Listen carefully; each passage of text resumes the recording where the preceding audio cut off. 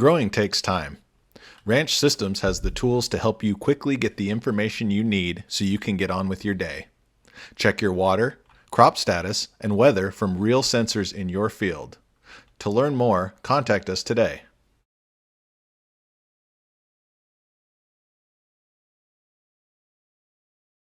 Hello, I'm Matthew Malcolm with American Vineyard Magazine, reporting to you from the headquarters of the Raisin Bargaining Association here in downtown Fresno. I'm here with Barry Kriebel and Mitch Sangha. Mitch is the chairman of the Personnel Committee for the Raisin Bargaining Association, also one of their board of directors, which you guys had a very important meeting last night. Can you share some news? Yes, we did. We had a board meeting last night, and the Personnel Committee met and recommended that we hire Barry Kriebel, and the board voted on that. And it passed. Awesome. So this is a pretty big deal for the California raisin industry and the Raisin Bargaining Association, especially the fact that we haven't really had a standing president, right, for the Raisin Bargaining Association for quite some time. The separation between the chairman and the president. We've had Harvey Singh and Dwayne Cardoza. They've really done their best to keep the industry moving forward.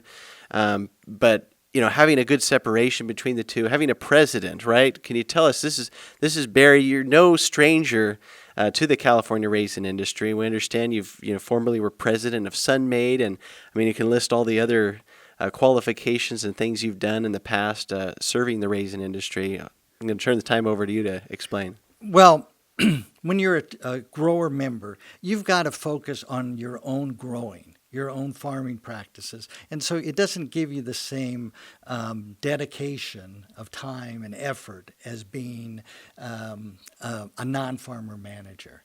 So at Sun-Maid, I never owned any acreage. I never farmed any. And so I could keep focus on the issues that were important to all the growers, not any one particular grower. So I think most cooperatives, they really need that separation of a manager or a president that can keep focus on the broad issues that face all the growers. Right. Now, we've been into some turbulent times. The last several years have been pretty rough for not only raisin growers, but all of California agriculture. And there's been a need for more unity. But looking at the RBA in particular, what are your plans for the future? What's your vision for this association?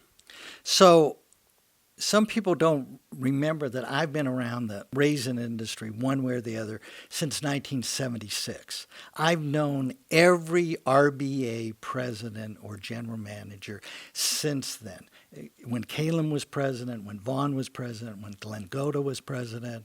And I knew Ernie Bedrosian very well, who was the founding father of the Raisin Bargaining Association, as when his family owned and operated National Raisin. So all the packers who have been supporters of the RBA, I've known them in my capacity as Sun-Maid President for 32 years. So it's not that we got along perfectly, but as members of the RAC, we would see each other, we would try to build consensus. We had common issues that faced raisin growers farming here in California, whether it's export trade issues, trying to increase the marketability of California raisins, improving grower returns, dealing with government regulation, food safety, all those issues. I think I'm fairly familiar with all of that.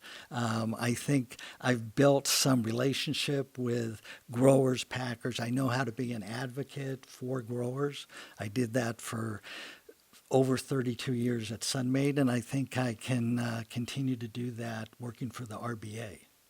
I think that's really important. We're grateful to have you here serving the industry at this new capacity. If you think, now is no better time than ever, right? As the industry has, lost some volume over time, and its world market share, it's really critical that the raisin industry, works together, right, to move forward. What can you tell us about, your vision, working in harmony with the rest of the industry? Well, the bread and butter of the California raisin industry is the domestic markets that we've built up in the United States and Canada. And I believe too much of the spending that's been done within the RAC has been just for export. I think as an industry, we could combine our efforts to do more domestic marketing, which would improve the returns for California raisins. Thank you, Barry. One of the main objectives, missions, purposes of the Raisin Bargaining Association is to bargain on a price. And I know that's been a real struggle in the last few years, working with the other packers to establish a field price for the industry. What can you tell us about, moving forward, how we can, better shape that? Well, I think it's important that people realize that prices for the 2021 crop and the 2022 crop have gone up. And the expectation is that for the 2023 crop, they will increase as well. So I think we're getting to the point of sustainability for raisin growers in the industry. I mean, we should always be looking for higher prices. And we're in a segment where buyers should be willing to pay for higher prices because everything is increasing. Wages are increasing, the cost of pesticides are increasing, water's increasing, everything's increasing. We are in an inflationary point, and it's also an opportunity that the industry has to have some price leadership to pass those prices along to customers in the United States and around the world.